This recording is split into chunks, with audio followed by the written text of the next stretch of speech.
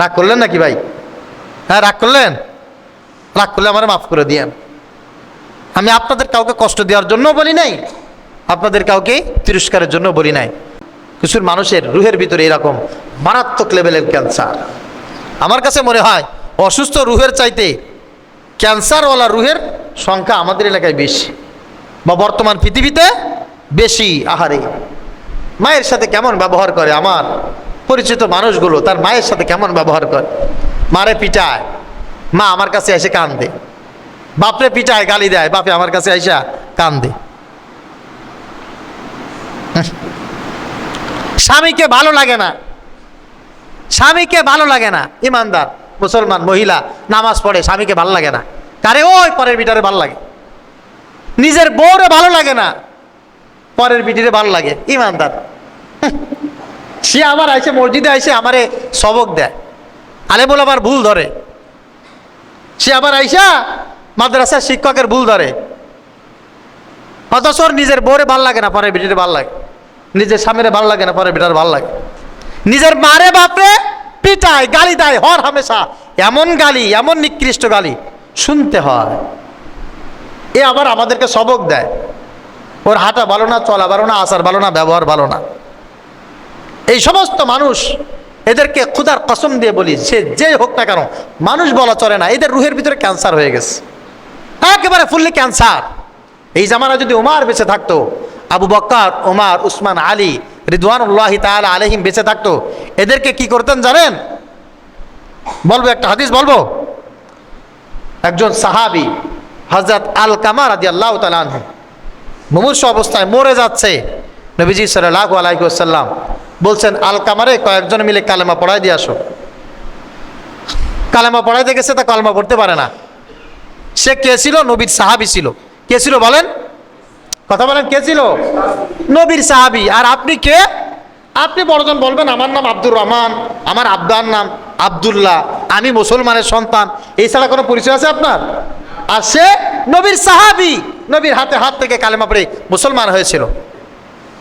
অসুস্থ, কালেমা পড়তে পারতেছে না। সাহাবীরা এসে বলছে, ইয়া রাসূলুল্লাহ, গেছিলাম আপনার আলকামারে কালেমা পড়াইতে, কিন্তু আপনার আলকামা কালেমা পড়তে পারতেছে না। নবীজি বললেন, তাই? বলে, হ্যাঁ, চলো আলকামার কাছে যাই। আলকামার কাছে গেছে, যাওয়ার পরে বলেছে, আলকামা তোমার মা কই? ওই যে আমার মা।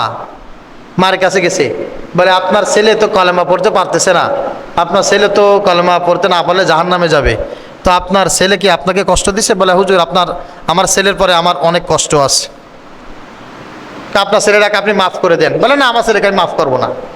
নবীজি বললেন, যে তার মার সাথে খারাপ ব্যবহার করে, বাবার সাথে খারাপ ব্যবহার করে, এইরকম অবৈধ কাজ যারা করে, এর শাস্তি দুনিয়াতে আমি নিজে দেব। নবী রাহমাতুল লিল আলামিন, জগৎ বিশ্বের জন্য যিনি দয়ার সাগর, তিনি এর শাস্তি দিচ্ছেন, বিচার দিচ্ছেন। কি করছেন? এই কাঠ নিয়ে আসো। কাঠ আনছে, এই জায়গা শুকনা কাঠ, লাকড়ি বুঝাই করে অনেক উঁচু করে বলছে, বলে, আগুন ধরাই দাও। আগুন ধরাই দিছে। কাঠে আগুন ধরাই দেওয়ার পর বলছে, এবার আলকামারে ধরে নিয়ে আসো, আইনা আগুনের ভিতরে ফালাই দাও। কয়েকজন ধরেও নিয়ে আসছে ঘর থেকে, সাহাবীরা, নবীজির কথা সাহাবীরা ধরে নিয়ে আসছে, আইনা আগুনের ভিতরে ফালাই দেবে। এর ভিতরে তার মা বলতেছে, হুজুর, আমি আমার ছেলের মাফ করে দিলাম, আমার ছেলের আমার চোখের সামনে আগুনে ফালাবেন না। রাসূল সাল্লাল্লাহু আলাইহি ওয়াসাল্লাম বলছেন, হ্যাঁ, এবার ঠিক আছে, এবার তাকে কালেমা পড়াও। কালেমা পড়াইছে, তখন তার কালেমা নসিব হয়েছে। এই জামানায় যে অসভ্যগুলি আছে, মায়ের সাথে বাবার সাথে এরকম খারাপ ব্যবহার করে, এরকম অপকর্ম যারা করে, এক কথাই বলছি আমি, বোঝেন আর না বোঝেন, অ্যাজ ইউ লাইক বেস্ট। আপনার কবরে আপনি যাবেন, আমার কবরে আমি যাব। তাদের শাস্তি হতো এই জামানায়, সাহাবীরা বেঁচে থাকবে আগুন দিয়ে জ্বালিয়ে পুড়িয়ে তাদেরকে ভস্ম করে দিত। তাহলে মনে করেন আপনার অপরাধটা কোন মাত্রায়, কোন মাত্রার অপরাধ আপনি করতেছেন। সকাল সন্ধ্যা হর হামেশা মানুষ আপনি, ইমানদার মুসলমান দূরে থাক, মানুষ আপনি সবক দিতে আসেন, হ্যাঁ, আপনি আবার শাসন করতে আসেন, আপনি আবার অ্যাডভাইস দিতে আসেন।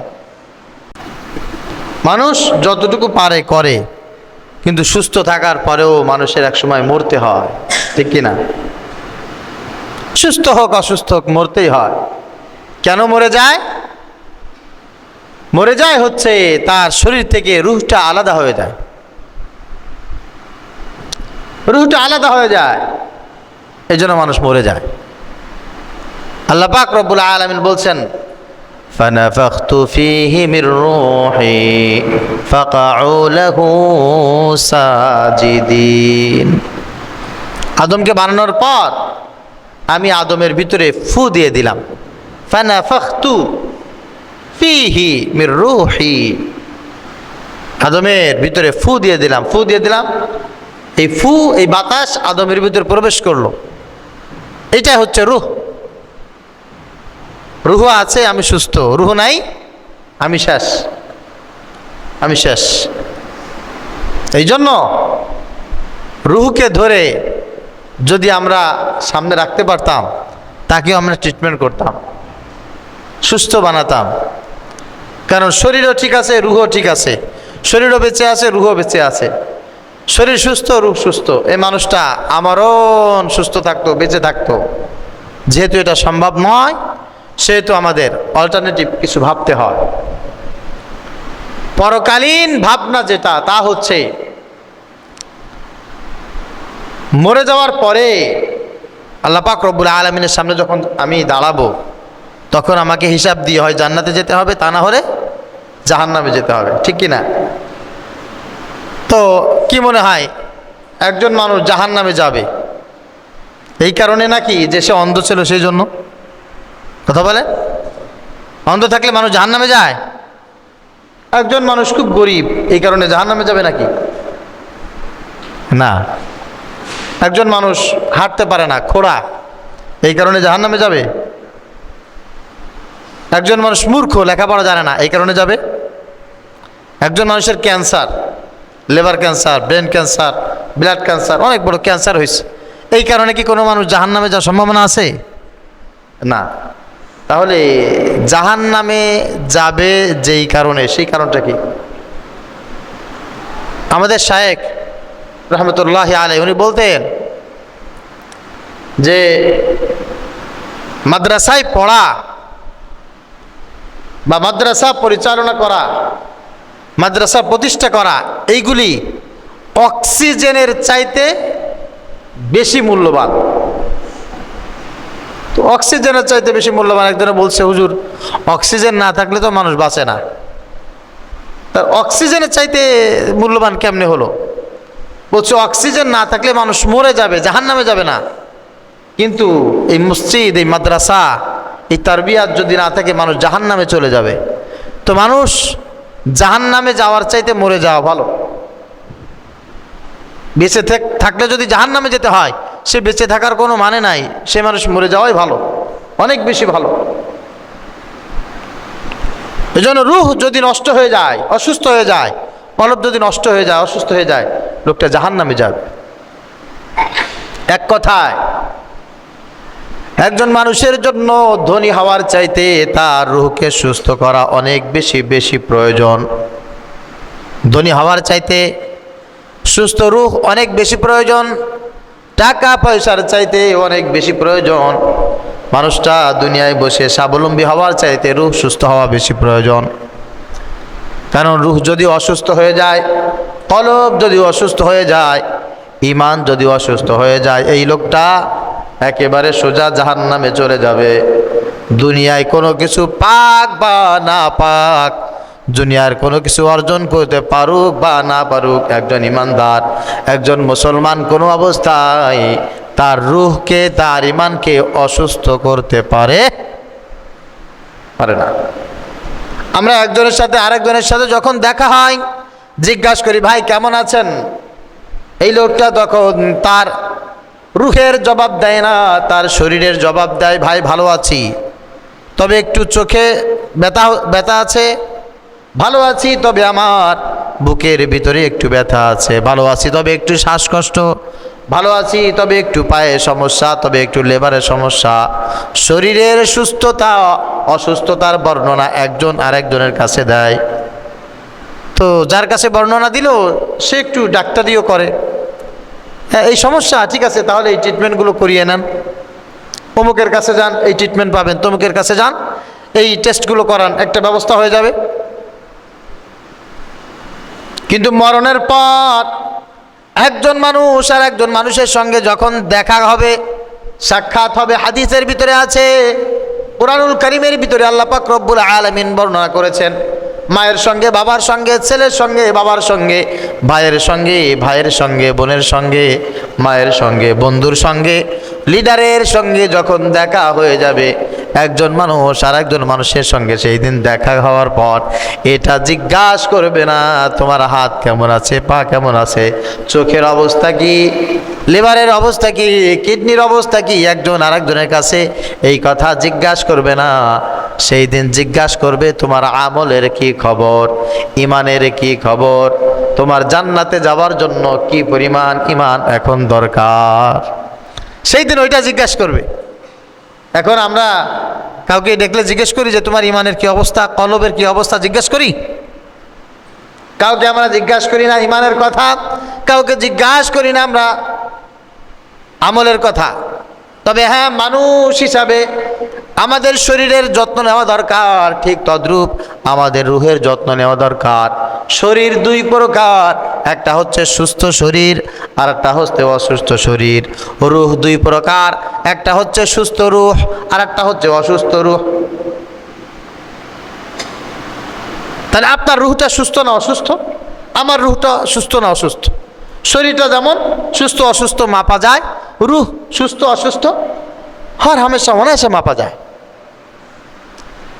এবার অসুস্থ দেহ দুই প্রকার, একটা হচ্ছে অল্প অসুস্থ আর একটা হচ্ছে বেশি অসুস্থ। অসুস্থ রুহু বা আত্মা এটাও দুই প্রকার, একটা হচ্ছে অল্প অসুস্থ রুহ আত্মা আর একটা হচ্ছে বেশি অসুস্থ আত্মা। অল্প অসুস্থ দেহ এইটাকে যদি মানুষ ট্রিটমেন্ট করে ভালো হয়ে যায়। কোনো একজন ডাক্তারের কাছে গেলাম, পরামর্শ নিলাম, প্রেসক্রিপশন করলাম, ওষুধ খাইলাম, ঠিক হয়ে গেছে। আর বেশি অসুস্থ যে দেহগুলি ওইগুলো ঠিক হয় না। ডাক্তারে বলে যায় যে দেখেন আপনার শরীরে যে সমস্যা, এতে আপনার আজীবন ট্রিটমেন্ট করতে হবে, ক্যান্সার হয়ে গেছে, এর কোনো ট্রিটমেন্ট ডাক্তারের জগতে এখনো পর্যন্ত তৈরি হয় নাই। আপনি যতদিন বেঁচে থাকবেন ততদিন পর্যন্ত আপনার ব্যায়াম করতে হবে, সকাল সন্ধ্যা এই ওষুধগুলো খাইতে হবে, এই খাওয়া যাবে না, এই বেশি বেশি খাইতে হবে, এরকম করে আপনি যতদিন বাঁচবেন ততদিন এইভাবে এই রুটিনে চলবেন। এই অল্প বেশি সুস্থতা অসুস্থতার দিক দিয়ে ভালো হওয়া না হওয়ার সম্ভাবনা আছে। আমরা আলহামদুলিল্লাহ অনেকে এটা বুঝি। আবার রুহের অসুস্থতার দিক দিয়ে রুহ দুই প্রকার, একজনের রুহ বা আত্মা অনেক বেশি অসুস্থ আর একজনের রুহ বা আত্মা অনেক অল্প অসুস্থ। অল্প অসুস্থ যেগুলি সেগুলি মসজিদে 5 ওয়াক্ত নামাজ পড়লে, রোজা রাখলে, হজ করলে, জাকাত দিলে, তাসবিহ তাহলিল করলে আলহামদুলিল্লাহ ঠিক হয়ে যায়। আত্মার অসুস্থতা আছে, আত্মাটা একটু অসুস্থ, এই একটু অসুস্থতার কারণে ঠিকমতো প্রশান্তির ভিতরে নেই। এর জন্য কি করবে? এর জন্য নামাজটা কন্টিনিউ করবে, রোজাটা কন্টিনিউ করবে, সাদকা কন্টিনিউ করবে, আলহামদুলিল্লাহ জিকির তেলাওয়াত আছে কন্টিনিউ করবে, এটা ঠিক হয়ে যাবে। আবার যে রুহগুলো ক্যান্সার হয়ে গেছে, মারাত্মক পর্যায়ে অসুস্থ হয়ে গেছে, এইগুলোর জন্য মারাত্মক আকারে ভ্যাকসিন দিতে হবে। সে ভ্যাকসিন নবীজি সাল্লাল্লাহু আলাইহি ওয়াসাল্লাম আবিষ্কার করে দিয়ে গেছেন, বলেন সুবহানাল্লাহ। তবে প্রথমে যে জিনিসটা মাথায় রাখতে হবে 100%, তা হচ্ছে এই রুহের সুস্থতা অসুস্থতা আপনাকে আবিষ্কার করেই মরতে হবে, আবিষ্কার করেই মরতে হবে। কারণ অসুস্থ রুহের মালিকের জন্য, অসুস্থ রুহের জন্য আল্লাহ জান্নাত নির্মাণ করেন নাই। যার রুহ অসুস্থ, যার কলব অসুস্থ, তার জাহান্নাম ছাড়া কোনো গতি নেই। কিন্তু শরীর অসুস্থ যার, সে জাহান্নামে যাবে এরকম একটা জাল হাদিসও নাই। কোনোদিন হাঁটতে পারে না, হাইটা মসজিদে যায় নাই, সে লোক জাহান্নামে যাবে, কোনো হাদিস নাই। অসুস্থতার কারণে রোজা রাখতে পারে নাই, জীবনে কোনোদিন জাহান্নামে যাবে এরকম কোনো নজির নাই। কিন্তু কলব অসুস্থ যার কারণে ইমানে নোকসানিয়াত আছে, কলব অসুস্থ যার কারণে আমলের কমজোরি আছে, অসুস্থ কলব জান্নাতে যাবে না। আল্লাহ পাক রব্বুল আলামিন, আমি যে আয়াত তেলাওয়াত করেছি এখানে বলছেন, ইল্লা মান আতাল্লাহা বিকলবিন সালিম ওয়া উজলিফাতিল জান্নাতু লিল মুত্তাকিন। জান্নাতে যাওয়ার জন্য আমি আল্লাহ পাক রব্বুল আলামিন যাদেরকে তৈরি করেছি, জান্নাতে যাদের জন্য পারফেক্ট করেছি, এদের ভিতরে সুস্থ কলবওয়ালা ইমানদার রূহ আত্মাওয়ালা যারা আছে, একমাত্র শুধুমাত্র কেবলমাত্র এরাই জান্নাতে যাবে। অসুস্থ ইমানদার, অসুস্থ কলবওয়ালা ব্যক্তি জান্নাতে যাবে। উজলিফাতিল জান্নাতু লিল মুত্তাকিন, এই সুস্থ রূহওয়ালা মানুষ যারা মুত্তাকি, তাদের জন্যই জান্নাতটা নির্মাণ করা হয়েছে। এখন আপনি আমি এখানে যারা আছি, আমরা যারা শুনছি, আমাদের একটা জিনিস জাস্টিফাই করা দরকার, তা হলো আমরা বুঝতে পারলাম অসুস্থ রূহ নিয়ে জান্নাতে যাওয়া যাবে না, তাহলে আমার রূহটা এখন সুস্থ নাকি অসুস্থ কেমন করে বুঝবো? আমি যে সুস্থ কলবওয়ালা মানুষ, রূহওয়ালা মানুষ, এটা আমি কিভাবে বুঝবো?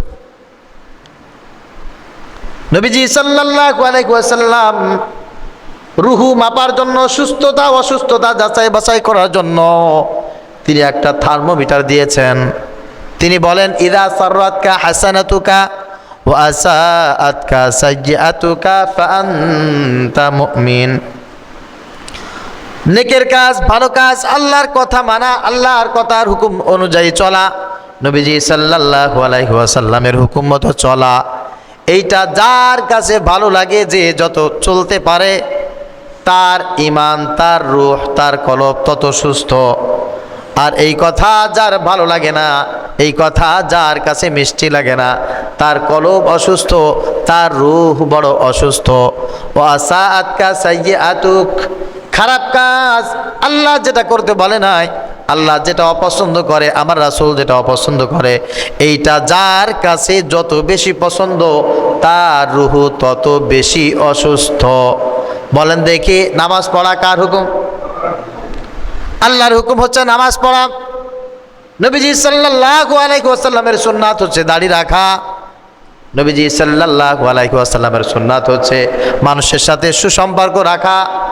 আল্লাহর হুকুম, রাসূলের হুকুম, আল্লাহর কথা, রাসূলের কথা, এটা মানতে যার কাছে ভালো লাগে, তার রূহ তত বেশি সুস্থ।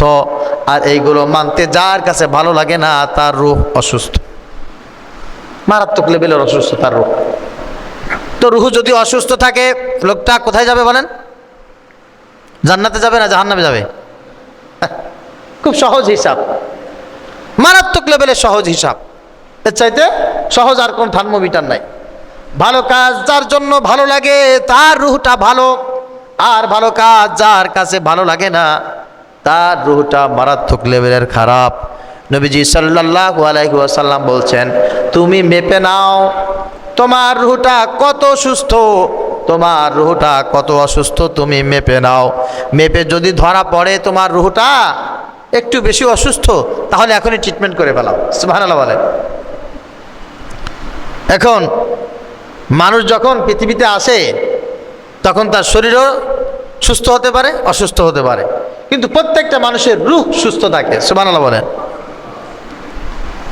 কারণ শিশু ভূমিষ্ঠ হওয়ার পর অনেক বাচ্চার কাশি থাকে, অনেক বাচ্চার চোখ ঠিক মতো থাকে না, চোখে কম দেখে, জন্ম থেকে অনেক ডিফেক্ট শরীরের ভিতরে থাকে। কিন্তু কোনো বাচ্চার, আদম সন্তানের কোনো একটা সন্তানের রূহের ভিতরে কোনো সমস্যা থাকে না। নবীজি বলছেন, কুল্লু মাউলুদুন ইউরাদু আলাল ফিতরাত, প্রত্যেকটি আদম সন্তান যখন পৃথিবীতে ভূমিষ্ঠ হয়, তখন পরিপূর্ণ সুস্থ রূহ নিয়ে মুসলমান অবস্থায়, ইমানদার অবস্থায় বাচ্চাটা ভূমিষ্ঠ হয়। আমরা এখানে যারা আছি, সবার জন্মের পরে আমাদের রূহটা ছিল 100% সবল, সুস্থ, জান্নাতে যাওয়ার উপযুক্ত। ফাআবাহু ইয়াহুদিয়্যা ওয়ালা নাসরানিয়্যা, নবীজি বলেন, এই সুস্থ রূহটাকে তার পিতা মাতা খারাপ আচরণের মাধ্যমে হয় ইহুদি বানায়, তা না হলে খ্রিস্টান বানায়, তা হলে অসুস্থ বানায়। সংমিশ্রণে রূহটা আস্তে আস্তে করে অসুস্থ হয়ে যায়। নবীজি সাল্লাল্লাহু আলাইহি ওয়াসাল্লাম বলেন, বুঝার পর যখন কোনো বান্দা ভালো কোনো কাজ করে, তখন এই রুহটা তরুতাজা হয়ে যায়, কলবটা সুস্থ হয়ে যায়। আর যখন খারাপ কোনো একটা কাজ করে তখন এই কলবের ভিতরে একটা দাগ পড়ে যায়। মনে করেন রুহটাকে যদি আমরা একটা মানুষের অঙ্গর মতো বডির মতো ধরি, তাহলে যখন মানুষ একটা গুনাহের কাজ করে তখন হাত কেটে যায়, আর একটা গুনাহের কাজ করলো আর একটা আঙুল কেটে গেল, আর একটা গুনাহের কাজ করলো আর একটা হাত কেটে গেল, আর একটা গুনাহের কাজ করলো পা কেটে গেল, আর একটা গুনাহের কাজ করলো তার চোখ নষ্ট হয়ে গেল, আর একটা গুনাহের কাজ করলো তো জিহ্বা নষ্ট হয়ে গেল। এরকম নষ্ট হতে হতে হতে হতে গোটা অঙ্গটা যখন পচে যায়, নষ্ট হয়ে যায়, মৌত হওয়ার উপক্রম হয়ে যায়, তখন বান্দার অপারেশন করা লাগে, ডায়ালিসিস করা লাগে। এমনভাবে বান্দাকে সুস্থ করার জন্য ডাক্তারখানায় ভর্তি করতে হয়। 24 ঘন্টা তার জন্য একটা থেরাপির প্রয়োজন। বান্দা যখন গুনাহ করে তখন রুহটা এভাবে আস্তে আস্তে আস্তে আস্তে করে দুর্বল হয়ে যায়, অসুস্থ হয়ে যায়। নবীজি সাল্লাল্লাহু আলাইহি ওয়াসাল্লাম বলেন, এইটার উদাহরণ হচ্ছে বান্দা যখন একটা খারাপ কাজ করে, একটা গুনাহের কাজ করে, তখন কলবের ভিতরে কালো একটা দাগ এভাবে দেওয়া হয়, আর একটা খারাপ কাজ আর একটা দাগ, আর একটা খারাপ কাজ আর একটা দাগ, এভাবে চলতে চলতে চলতে চলতে রুহটা কলবটা অসুস্থ হয়ে যায়, মারাত্মক লেভেলের অসুস্থ, খুব সেই লেভেলের। সাহাবীরা জিজ্ঞাসা করলেন, ইয়া রাসূলুল্লাহ, তাহলে আমাদের দেহ যদি অসুস্থ হয় আমরা তো ডাক্তারের কাছে গিয়ে সুস্থ করতে পারি, এখন রুহটা বা কলবটা যদি অসুস্থ হয়ে যায়, এটা সুস্থ করার কিছু প্ল্যাটফর্ম দরকার আছে না নাই? কথা বলেন, আছে না নাই? হ্যাঁ, নবীজি সাল্লাল্লাহু আলাইহি ওয়াসাল্লাম এইটার ব্যাপারে চমৎকার উদাহরণ তিনি আমাদের সামনে পেশ করেছেন। নবীজি বলেন, আলা ইন্না ফিল জাসাদি লামুদগাহ ইযা সলুহাত সলুহাল জাসাদু কুল্লু ওয়া ইযা ফাসাদাত ফাসাদাল জাসাদু কুল্লু আলা ওয়া হিয়াল কলব। নবীজি বললেন, মানব দেহের ভিতরে ছোট্ট একটা গোশতের টুকরা আছে, এইটাকে বলা হয় কলব, এটা হচ্ছে রূহ। এটা যখন সুস্থ থাকে গোটা অঙ্গ প্রত্যঙ্গ তার সুস্থ হয়ে যায়, রূহটা সুস্থ হয়ে যায়। আর এটা যখন অসুস্থ হয়ে পড়ে, আহারে, তখন এই অসুস্থ হয়ে যাওয়ার পর গোটা অঙ্গ প্রত্যঙ্গ রূহটা ধরে অসুস্থ হয়ে যায়। এই জন্য এটাকে সুস্থ করা দরকার। এই সুস্থ করার জন্য সবচাইতে মারাত্মক একটা ওষুধ, তা হচ্ছে আল্লাহ পাক রব্বুল আলামিনের জিকির। সুবহানাল্লাহ বলেন। আল্লাহ তাআলার জিকির, এইটা হচ্ছে রূহ সুস্থ করার সবচাইতে বড় ওষুধ, সবচাইতে বড় হাতিয়ার।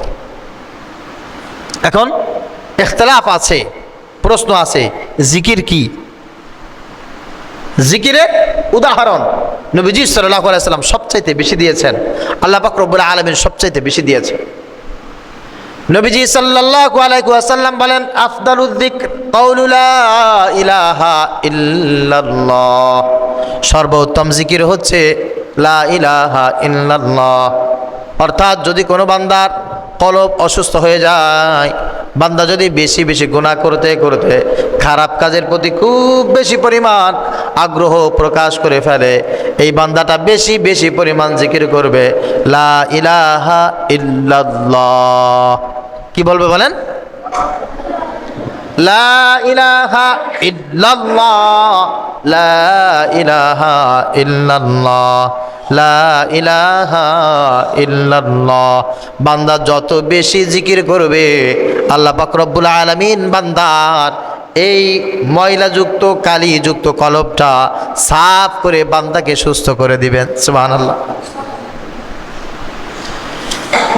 উতলু মা উহিয়া ইলাইকা মিনাল কিতাবি ওয়াকিমিস সালাহ ইন্নাস সালাতা তানহা আনিল ফাহশাই ওয়াল মুনকার ওয়ালা যিকরুল্লাহি আকবার। এই জায়গায় আল্লাহ পাক রব্বুল আলামিন সবচাইতে বড় জিকির বলতে সালাত এবং কোরআনুল কারীম তেলাওয়াতকে তিনি বর্ণনা করেছেন। এই জন্য কোনো মানুষের রূহ যদি অসুস্থ হয়ে যায়, কোনো মানুষের কলব যদি অসুস্থ হয়ে যায়, ওই বান্দা যদি তার রূহকে সুস্থ করতে চায়, কোরআনুল কারীম বেশি বেশি বেশি পরিমাণ তেলাওয়াত করা দরকার।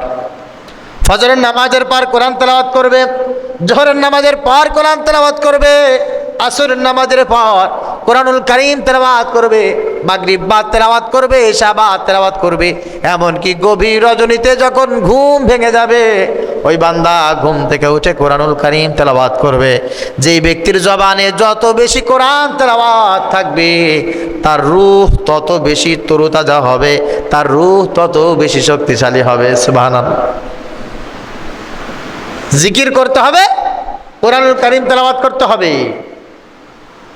আমার কথা নাকি? কথা বলেন। যারা মনে করেন আপনার রূহ সুস্থ, আপনি যা ইচ্ছা তাই করেন। কিন্তু যদি আপনি মনে করেন আপনার রূহটা অসুস্থ আছে, তাহলে একটু জিকির করবেন ভাই, বেশি বেশি। কখন করবেন? ওয়াসাব্বিহুহু বুকরাতাও ওয়া আসিলা।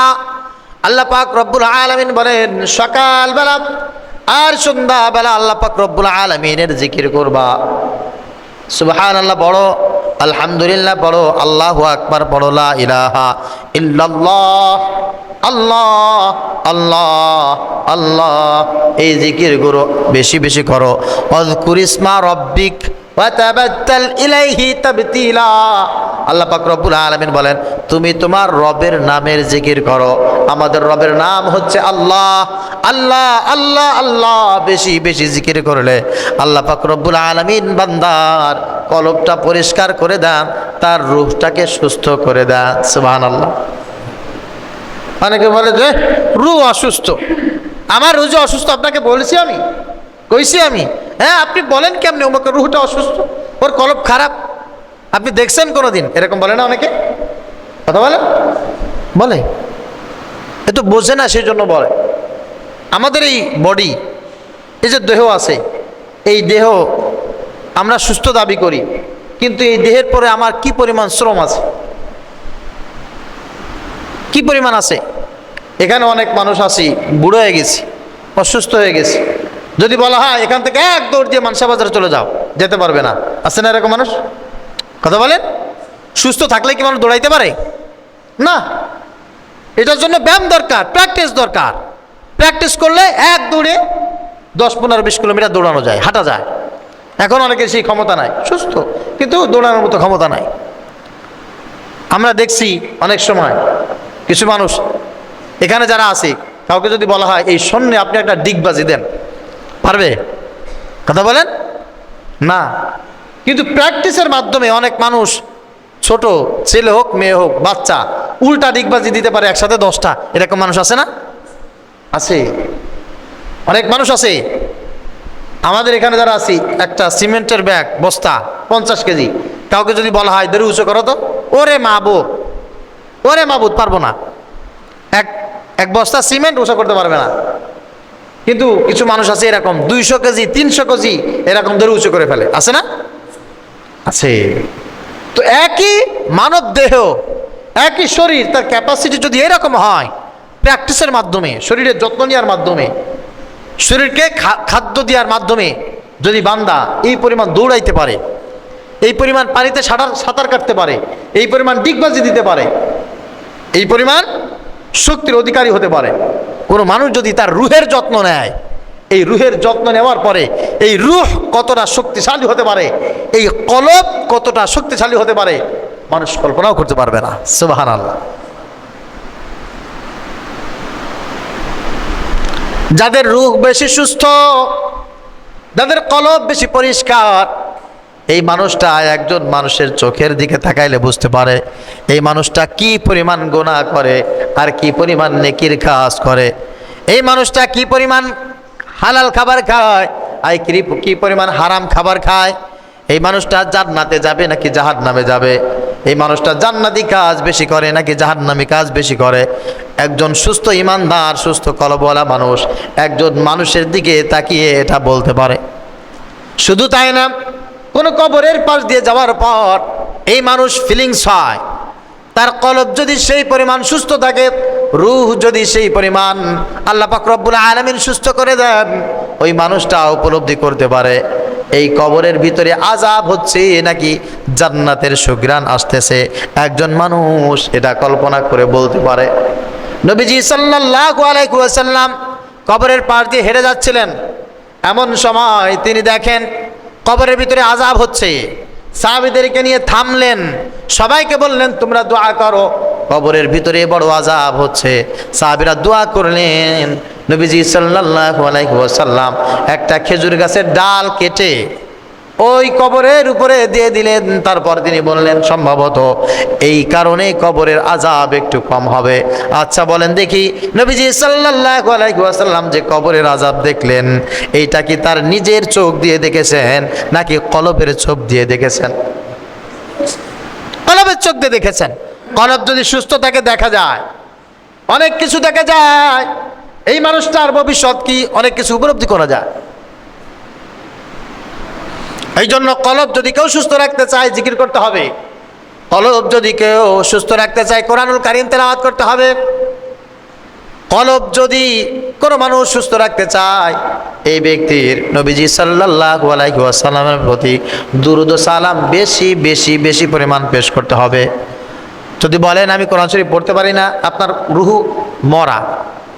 যদি বলেন আমি জিকির করি না, আপনার রুহু মরা। যদি বলেন আমি দুরূদ ও সালাম পড়ি না, এর উত্তর হচ্ছে আপনার রুহু মরা। নবীজি সাল্লাল্লাহু আলাইহি ওয়াসাল্লাম বলেন মাসালুল লাযী ইয়াযকুরু রাব্বাহু ওয়াল্লাযী লা ইয়াযকুরু রাব্বাহু কামাসালিল হাইয়্যি ওয়াল মাইয়িত। দুইজন ব্যক্তি, একজন ব্যক্তির ভিতরে আল্লাহর জিকির আছে, কোরআন তেলাওয়াত আছে, নবীজির প্রতি দুরূদ ও সালাম পেশ করে, এই গুণ আছে একজন ব্যক্তির ভিতরে। আরেকজন ব্যক্তির ভিতরে এটা নাই। এই ব্যক্তি দুইজনের ভিতরে উদাহরণ হচ্ছে যে ব্যক্তি জিকির করে, কোরআন তেলাওয়াত করে, দুরূদ শরীফ পড়ে, সে জীবিত। আর যে ব্যক্তির ভিতরে এটা নাই সে মৃত, সে মরা মানুষ, মরা মানুষ। এই জন্য আল্লাহ ওয়ালা যারা উলামা একরাম হক্কানি আলেম যারা, এরা এই সমস্ত মরা রূহযুক্ত মানুষকে মানুষই মনে করে না। কি মনে করে না বলেন? মানুষই মনে করে না। একটা গরু যেমন, একটা ছাগল যেমন, একটা কুকুর যেমন, একটা শিয়াল যেমন, ঠিক তদ্রূপ ও মানুষ হিসাবে শুধুমাত্র জন্ম আছে, আর কিছু নাই। ওর ভিতরে ঈমান নাই, আমল নাই, নামাজ নাই, রোজা নাই, জিকির নাই, তেলাওয়াত নাই। ওই একটা প্রাণী যেমন, হাইওয়ান যেমন, এও ঠিক তেমনই প্রাণী, হাইওয়ান। বরঞ্চ আল্লাহ পাক রব্বুল আলামিনের কথা তার চাইতে মারাত্মক। ওয়ালাকাদ যারা'না লিজাহান্নামা কাসীরাম মিনাল জিন্নি ওয়াল ইনস লাহুম কুলুবুল লা ইয়াফকাহুনা বিহা ওয়া লাহুম আ'য়ুনুল লা ইউবসিরুনা বিহা ওয়া লাহুম আযানুল লা ইয়াসমাউনা বিহা উলাইকা কাল আনআমি বাল হুম আযাল। আল্লাহ পাক রব্বুল আলামিন বলেন মানুষের ভিতরে আর জিনের ভিতরে অধিকাংশ যারা জাহান্নামে যাবে, চোখ নষ্ট এই কারণে জাহান্নামে যাবে না, হাত নাই এই কারণে জাহান্নামে যাবে না, পা নাই এই কারণে জাহান্নামে যাবে না, লেখাপড়া শিখতে পারে নাই এই কারণে জাহান্নামে যাবে না, ব্যবসায়ী হতে পারে নাই, চাকরিজীবী হতে পারে নাই, টাকা পয়সা বাড়ি গাড়ি করতে পারে নাই, এই কারণে জাহান্নামে যাবে, ব্যাপারটা এমন না। লাহুম কুলুবুল লা ইয়াফকাহুনা বিহা, বরঞ্চ আমি আল্লাহ পাক রব্বুল আলামিন তাদেরকে একটা রূহ দিয়েছিলাম, একটা কলব দিয়েছিলাম। এই কলবের যত্ন তারা নাই, এই রুহের চিকিৎসা তারা করে নাই, এই কলবের চিকিৎসা তারা করে নাই, এই কারণে জাহান্নামে যাবে, এই কারণে যাবে। ওয়ালাহুম আ'য়ুনুল লা ইবসিরুনা বিহা, আর এই দৃষ্টি থাকার পর আল্লাহ পাক রব্বুল আলামিন বলেন এই দৃষ্টি দিয়ে আমার কোরআন তেলাওয়াত করে নাই।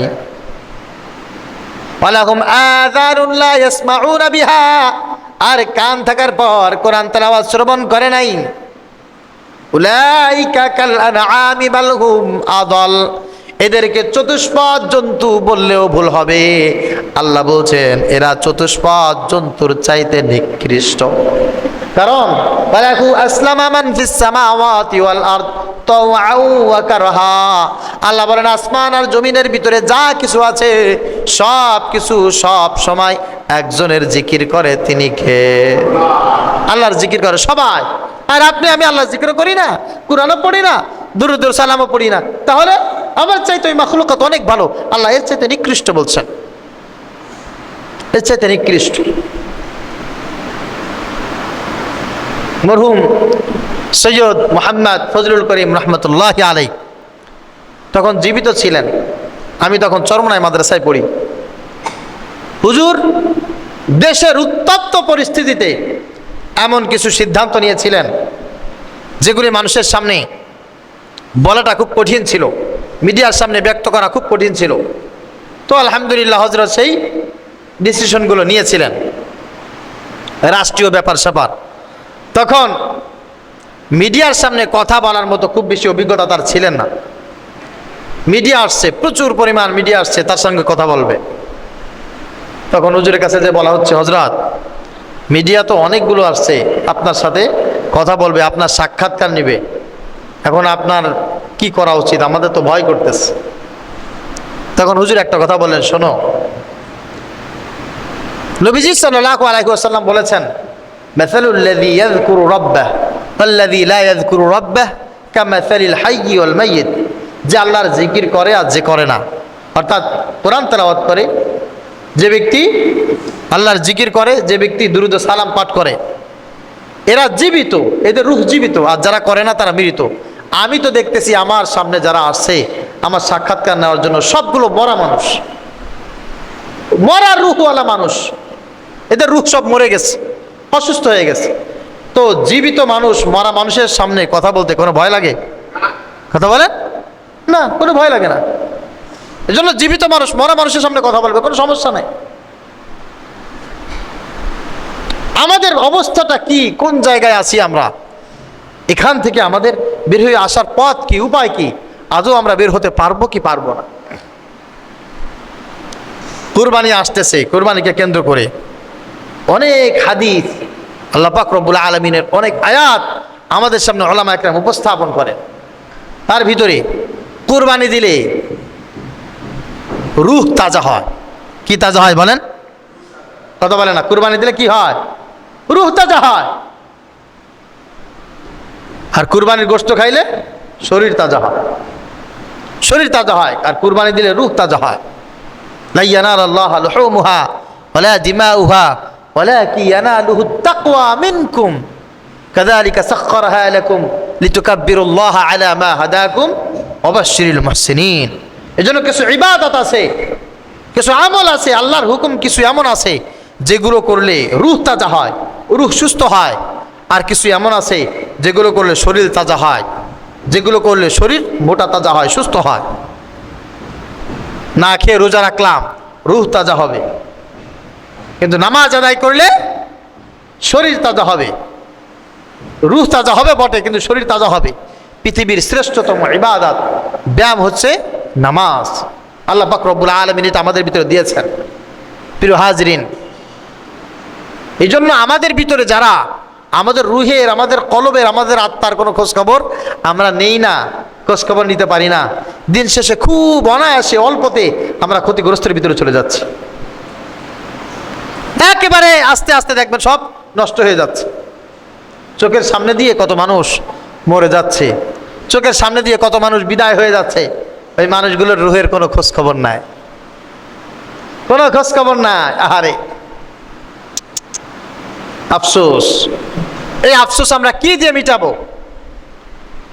এই আফসোস থেকে আমরা কিভাবে বের হয়ে আসব? কি করে আমাদের বের হয়ে আসতে হবে?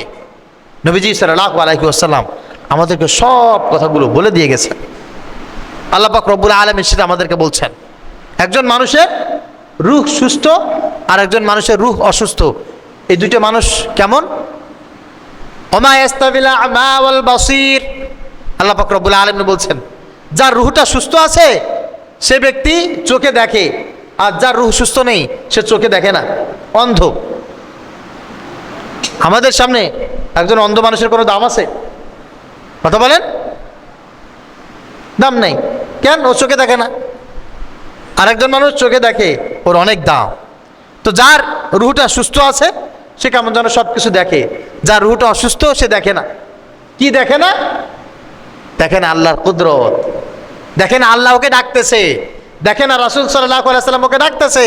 ও দেখে না যে সামনে ওর কবরের আযাব আছে, সামনে ওর মৃত্যুর আযাব আছে, এগুলো দেখে না। কেন দেখে না? ওর রূহ যে অসুস্থ হয়ে গেছে। ওয়ালা যুলুমাতু ওয়ালা নূর। আল্লাহ বলছেন, যার রূহটা অসুস্থ হয়ে গেছে সে অন্ধকারে আছে, অন্ধকারের ভিতরে। আর যার রুহটা সুস্থ আছে সে আলোর ভিতরে আছে। এখন দিনের বেলা আহারে এই দুপুরে 1-2টার সময় মসজিদে আমরা সবাই আসি, কত আনন্দ লাগে, ভয় লাগে না। রাত 1টার সময় 2টার সময় যখন কারেন্ট থাকে না, একা একাই মসজিদে আইসা 2 রাকাত নামাজ পড়তে গেলে অনেকের ইন্না লিল্লাহি ওয়া ইন্না ইলাইহি রাজিউন হয়ে যাবে। একই অবস্থান, একই সময়, একই জায়গায়, একই প্লেস, দুইটা দুই রকম, একটা আলোতে একটা রাতের বেলা। আপনার রুহটা অসুস্থ আছে, তার মানে হচ্ছে আপনি অন্ধকারের ভিতরে আছেন, আর আপনার রুহটা সুস্থ আছে, আপনি আলোর ভিতরে আছেন।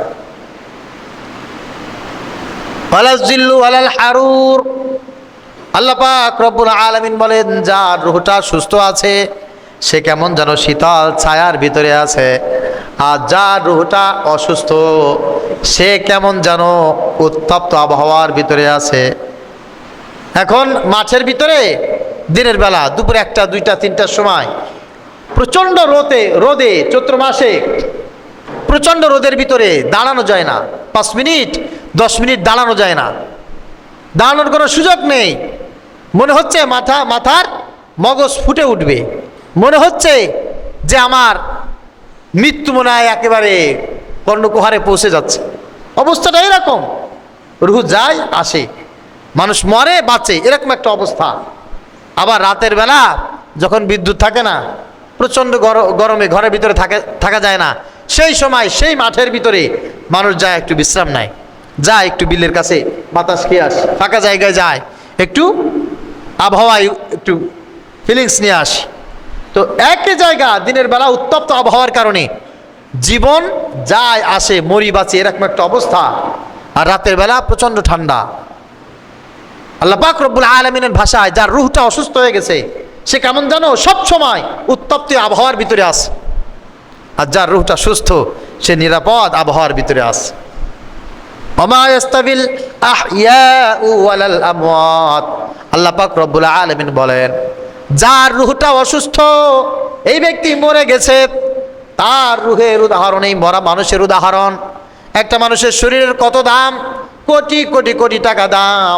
এমনকি একটা মানুষ যদি অসুস্থ হয়ে যায়, সেই মানুষের সহায় সম্পত্তি অনেক কিছুর, পৃথিবীতে যা কিছু আছে, সুস্থ যতক্ষণ পর্যন্ত আছে, বেঁচে যতক্ষণ পর্যন্ত আছে, কত নিয়ামত তার বলে সে দাবি করতে পারবে। আর মানুষটা যখন মরে যাবে, দুনিয়ার কোনো কিছু আর তার নাই, কোনো কিছু নাই, সব শেষ, সব শেষ, মরে গেছে, সব শেষ হয়ে গেছে। যার রুহটা অসুস্থ, কেমন জানো সেই ব্যক্তিটা মরা, তার সব কিছু থাকলেও কোনো কিছুর কোনো দাম নাই। আর যার রুহটা সুস্থ, তার সব কিছু জীবন্ত, সব কিছু জীবিত, তার সব কিছুর অনেক দাম আছে, অনেক দাম। এই জন্য আল্লাহ পাক রব্বুল আলামিন বলছেন, অফি আনফুসিকুম অফি আনফুসিকুম আফালা তুবসিরুন, তুমি তোমার নিজের দিকে তাকাও, তোমার ভিতরে কি আছে তুমি বুঝতে পারবে, তুমি দেখতে পারবে, সব কিছু তুমি উপলব্ধি করতে পারবে। আমাদের কাছে যতক্ষণ পর্যন্ত শরীরের দাম আছে, রুহের দাম নাই, ততক্ষণ পর্যন্ত আমরা মানুষই না। ইমানদার তো অনেক বেশি দূরে থাক। এই জন্য একজন ইমানদার, একজন মুসলমান সব সময়ের জন্য তার শরীরের জন্য যে পরিমাণ মায়া লাগবে, শরীরের যত্ন যেই পরিমাণ নেবে, শরীরের জন্য যেই পরিমাণ কষ্ট সেই ব্যক্তি পাবে, ঠিক ওই পরিমাণ কষ্ট, ওই পরিমাণ মায়া তার রুহের জন্য থাকতে হবে। কারণ মরণের পর দুনিয়ায় একজনের সাথে দেখা হলে বলে শরীর কেমন আছে, ব্রেন ভালো আছে, লিভার ভালো আছে, হাত পা সুস্থ আছে। মরণের পর একজন আরেকজনকে দেখে দেখা হবে না? কথা বলেন, মরলেও তো দেখা হবে। আল্লাহ সূরা আবাসে বলে দিয়েছেন, অনেক সূরায় অনেকভাবে বলা আছে, মায়ের সাথে, বাবার সাথে, ছেলের সাথে, মেয়ের সাথে, ভাই বন্ধুর সাথে, দলের লিডারের সাথে দেখা হবে। তখন একজন আরেকজনকে দেখে কি বলবে, যে বন্ধু কি অবস্থা, তোমার কিডনি ভালো আছে, তোমার সেই ব্রেন ক্যান্সারের কি অবস্থা, তুই ব্রেন টিউমারের কি অবস্থা, তোমার হার্ট ভালো আছে, এগুলো জিজ্ঞেস করবে নাকি? বাদাল মউত যখন দেখা হয়ে যাবে তখন জিজ্ঞাসা করবে তোমার আমলের কি অবস্থা, তোমার ইমানের কি অবস্থা, তোমার রুহের কি অবস্থা, কি অবস্থা। রুহের অবস্থা যে যেমন অবস্থায় থাকবে সে সেরকম বর্ণনা করবে, ভাই ভালো আছে কিন্তু আমার এই অবস্থায়, আমি তো এই কায়দায় ধরা খেয়ে গেছি। ওই ধরা খাওয়া থেকে বাঁচতে গেলে সুস্থ একটা রুহ নিয়ে, সুস্থ একটা আত্মা নিয়ে আল্লাহর সামনে দাঁড়াইতে হবে। প্রিয় হাজিরিন, দুনিয়ার সব মানুষ যে যার পথে চলুক না কেন, আপনি আপনার পথে থেকে আপনার রূহকে সুস্থ না করে যদি আপনি মারা যান, অবস্থা খুব খারাপ আছে। আল্লাহ পাক রব্বুল আলামিন বলছেন, ইয়া আইয়ুহাল্লাযীনা আমানুত্তাকুল্লাহ হাক্কা তুকাতিহি ওয়া লা তামুতুন্না ইল্লা ওয়া আনতুম মুসলিমুন। হে ঈমানদারগণ, তুমি আল্লাহকে ভয় করো, তোমার রূহকে তুমি পবিত্র করো। ভয় করার মতো ভয় করো, আর খবরদার ঈমানদার না হয়ে, অর্থাৎ রূহকে পবিত্র না করে মৃত্যুবরণ যেন তোমার না হয়। কদ আফলাহা মান যাক্কাহা কদ আফলাহা মান তাযাক্কা। আল্লাহ পাক রব্বুল আলামিন কোরআনুল কারীমের পরতে ঘুরিয়ে ফিরে একটা কথা বলছেন, খবরদার যতক্ষণ পর্যন্ত তোমার রূহ চিকিৎসা করে তুমি সুস্থ করতে না পারবে, অতক্ষণ পর্যন্ত তুমি সফল হবে না, সফল হতেই পারবে না। আর সফল হয়ে যাবে ওই ব্যক্তি যে তার রূহকে পবিত্র করতে পেরেছে, ওই ব্যক্তি কিন্তু সফল হয়ে গেছে, সফল হয়ে গেছে। শেষ কথা যেটা, তা হচ্ছে রূহকে তিনটি কাজের মাধ্যমে সবচাইতে বেশি পবিত্র করা যায়। একটা হচ্ছে আল্লাহ পাক রব্বুল আলামিনের নামের জিকির, কালেমার জিকির। এটা বেশি বেশি পরিমাণ করলে, জবানে বেশি বেশি পরিমাণ থাকলে তার রূহ, তার কলব, তার আত্মা পবিত্র হয়। এই জন্য হর হামেশা আল্লাহ ওয়ালা যারা ওলামা একরাম হক্কানি যারা, তারা মানুষকে আল্লাহর নামে জিকির করার পরামর্শ দেয় সব সময়, যে আল্লাহর নামে জিকির করে, সুবহানাল্লাহ, আলহামদুলিল্লাহ, আল্লাহু আকবার, লা ইলাহা ইল্লাল্লাহ। এগুলো কার নামে জিকির? সবাই বলেন, আল্লাহর নামে জিকির, আল্লাহর নামে জিকির। এই আল্লাহর নামে জিকিরগুলো বেশি বেশি করে পড়েন, বেশি বেশি করে সকালে পড়েন, দুপুরে পড়েন, রাতে পড়েন, হাঁটতে চলতে ফিরতে সব সময় বেশি বেশি করে পড়েন। দেখবেন আল্লাহ তাআলা আপনার রূহকে সুস্থ করে দিবেন। এগুলো রূহের খোরাক, রূহের খাবার। সকালে কিছু খাবেন, দুপুরে খাবেন, রাত্রে খাবেন, আপনার শরীর ঠিক রাখার জন্য এগুলো দরকার। ঠিক তদ্রূপ সুবহানাল্লাহ, আলহামদুলিল্লাহ, আল্লাহু আকবার, লা ইলাহা ইল্লাল্লাহ, আল্লাহ আল্লাহ, এগুলো আপনার রূহের খাবার। আপনি যত বেশি বলবেন, আপনি যতবার পড়বেন, আপনার রূহ তত সুস্থ থাকবে, আপনার রূহ তত শক্তিশালী হবে। আর রূহ শক্তিশালী হলে আল্লাহ পাক রব্বুল আলামিন আপনাকে কবুল করে নেবেন, দামি বানায় দিবেন, সুবহানাল্লাহ। আর রূহ সুস্থ করার জন্য অন্য আরো সবচেয়ে বড় একটা ট্রিটমেন্ট হচ্ছে তিলাওয়াতুল কোরআন। কোরআন তেলাওয়াত যত বেশি করবেন, আপনার রূহ তত পুষ্টিকর খাবার পাবে, আপনার রূহ তত সুস্থ হবে, আপনার রূহ তত শক্তিশালী হবে। যার ভিতরে কোরআন তেলাওয়াত নাই, তার রূহ দুর্বল, তার রূহ অসুস্থ, তার রূহ মারা গেছে, মরে গেছে। কোরআন তেলাওয়াত হচ্ছে রূহের খাবার। আর একটা হচ্ছে দুরুদ ও সালাম। আপনি নবীজি সাল্লাল্লাহু আলাইহি সাল্লামের উপরে দুরুদ শরীফ পড়বেন। দুরুদ পড়লে আল্লাহ তাআলা এই দুরুদের মাধ্যমে আপনার রূহের খাবার দেন, সুবহানাল্লাহ বলেন। মান সাল্লা আলাইয়া ওয়াহিদা সাল্লাল্লাহু আলাইহি আশরা। নবীজি সাল্লাল্লাহু আলাইহি সাল্লাম বলেন, একবার যদি কেউ দুরুদ শরীফ পড়ে, আল্লাহ তাআলা 10টা রহমত তার উপরে নাজিল করে দেন। 10টা রহমত পাইলে কি হবে? আপনার রূহের খোরাক হবে, আপনার রূহের খাবার তৈরি হবে, আপনার রূহ সুস্থ হবে। এই জন্য রূহ যার অসুস্থ, তার তো ঘুম হওয়ার কথা না। রূহ যার অসুস্থ, তার তো দুনিয়ায় থাকার কথা না। রূহ যার অসুস্থ, তার তো মরে যাওয়ার কথা। এই জন্য বলেছিলাম রূহ দুই প্রকার, একটা হচ্ছে সুস্থ রূহ, আর একটা হচ্ছে অসুস্থ রূহ।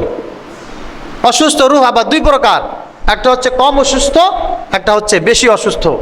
কম অসুস্থ যে রূহগুলি আছে, সেই রূহগুলোর জন্য এই যে ট্রিটমেন্টের কথা বললাম, এগুলো করলে ইনশাআল্লাহ সুম্মা ইনশাআল্লাহ সুস্থ হয়ে যাবে, আল্লাহর গোলাম হতে পারবে। আর কিছু রূহ আছে খুব বেশি পরিমাণ অসুস্থ, ক্যান্সার হয়ে গেছে, ক্যান্সার হয়ে গেছে।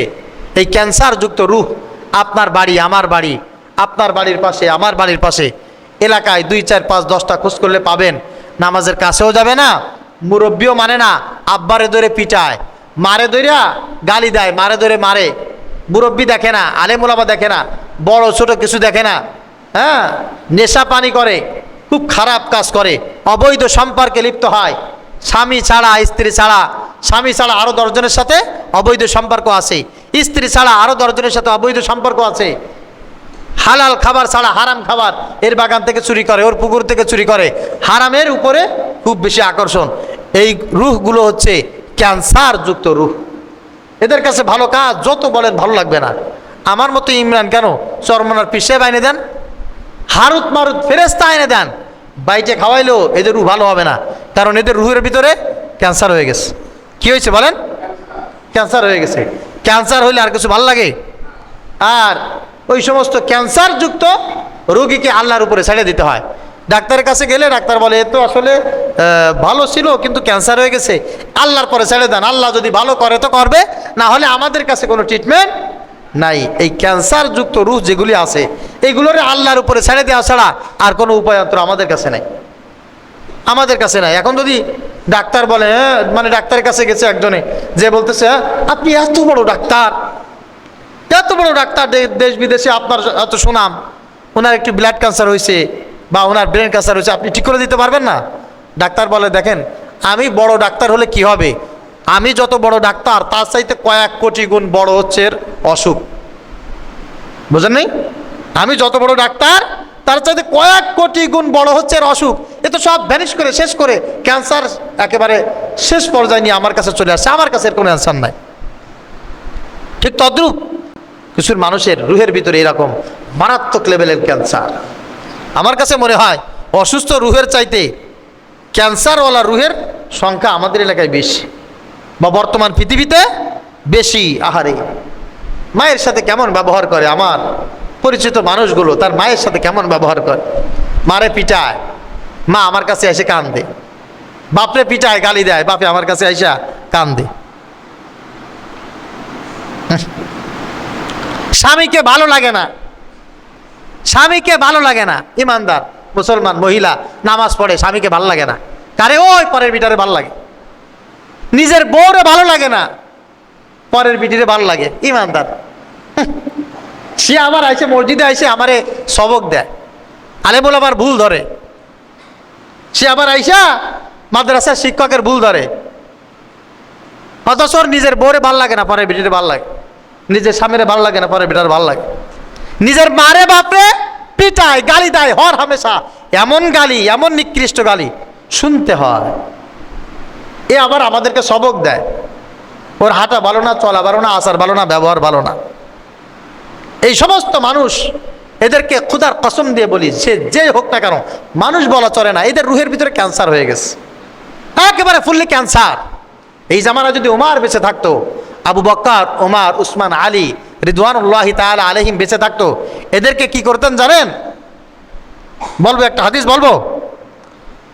একজন সাহাবী হযরত আলকামা রাদিয়াল্লাহু তাআলা আনহু মুমূর্ষ অবস্থায় মরে যাচ্ছে, নবীজি সাল্লাল্লাহু আলাইহি ওয়াসাল্লাম বলছেন আলকামারে কয়েকজন মিলে কালেমা পড়াই দিয়ে আসো।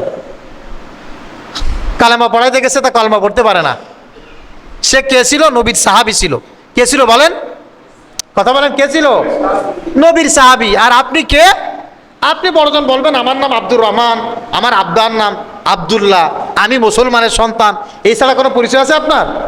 আর সে নবীর সাহাবী, নবীর হাতে হাত থেকে কালেমা পড়ে মুসলমান হয়েছিল। অসুস্থ, কালেমা পড়তে পারতেছে না। সাহাবীর এসে বলছে, ইয়া রাসূলুল্লাহ, গেছিলাম আপনার আলকামারে কালেমা পড়াইতে, কিন্তু আপনার আলকামা কালেমা পড়তে পারতেছে না। নবীজি বললেন তাই? বলে হ্যাঁ, চলো আলকামার কাছে যাই। আলকামার কাছে গেছে, যাওয়ার পরে বলেছে আলকামা তোমার মা কই? ওই যে আমার মা। মার কাছে গেছে, বলে আপনার ছেলে তো কালেমা পড়তে পারতেছে না, আপনার ছেলে তো কালেমা পড়তে না পারলে জাহান্নামে যাবে, তো আপনার ছেলে কি আপনাকে কষ্ট দিছে? বলে হুজুর, আমার ছেলের পরে আমার অনেক কষ্ট আছে, তা আপনার ছেলেটাকে আপনি মাফ করে দেন। বলে না, আমার ছেলেকে আমি মাফ করবো না। নবীজি বললেন যে তার মার সাথে খারাপ ব্যবহার করে, বাবার সাথে খারাপ ব্যবহার করে, এই রকম অবৈধ কাজ যারা করে, এর শাস্তি দুনিয়াতে আমি নিজে দেব। নবী রাহমাতুল্লিল আলামিন, জগৎ বিশ্বের জন্য যিনি দয়ার সাগর, তিনি এর শাস্তি দিচ্ছেন, বিচার দিচ্ছেন। কি করছেন? এই কাঠ নিয়ে আসো। কাঠ আনছে, এই জায়গা শুকনা কাঠ, লাকড়ি বুঝাই করে অনেক উঁচু করে বলছে, বলে আগুন ধরাই দাও। আগুন ধরাই দিছে, কাঠে আগুন ধরাই দেওয়ার পর বলছে এবার আলকামারে ধরে নিয়ে আসো, আইনা আগুনের ভিতরে ফালাই দাও। কয়েকজন ধরেও নিয়ে আসছে ঘর থেকে, সাহাবীরা, নবীজির কথা সাহাবীরা ধরে নিয়ে আসছে, আইনা আগুনের ভিতরে ফালাই দেবে। এর ভিতরে তার মা বলতেছে হুজুর, আমি আমার ছেলের মাফ করে দিলাম, আমার ছেলেরা আমার চোখের সামনে আগুনে ফালাবেন না। রাসূল সাল্লাল্লাহু আলাইহি ওয়াসাল্লাম বলছেন, হ্যাঁ এবার ঠিক আছে, এবার তাকে কালেমা পড়াও। কালেমা পড়াইছে, তখন তার কালেমা নসিব হয়েছে। এই জামানায় যে অসভ্যগুলি আছে, মায়ের সাথে বাবার সাথে এরকম খারাপ ব্যবহার করে, এরকম অপকর্ম যারা করে, এক কথাই বলছি আমি, বোঝেন আর না বোঝেন, অ্যাজ ইউ লাইক বেস্ট। আপনার কবরে আপনি যাবেন, আমার কবরে আমি যাব। তাদের শাস্তি হতো এই জামানায় সাহাবীরা বেঁচে থাকবে আগুন দিয়ে জ্বালিয়ে পুড়িয়ে তাদেরকে ভস্ম করে দিত। তাহলে মনে করেন আপনার অপরাধটা কোন মাত্রায়, কোন মাত্রার অপরাধ আপনি করতেছেন। সকাল সন্ধ্যা হর হামেশা মানুষ আপনি, ইমানদার মুসলমান দূরে থাক, মানুষ আপনি, আপনি সবক দিতে আসেন, হ্যাঁ আপনি আবার শাসন করতে আসেন, আপনি আবার অ্যাডভাইস দিতে আসেন। রাগ করলেন নাকি ভাই? হ্যাঁ রাগ করলেন? রাগ করলে আমার মাফ করে দিয়েন। আমি আপনাদের কাউকে কষ্ট দেওয়ার জন্য বলি নাই, আপনাদের কাউকে তিরস্কারের জন্য বলি নাই।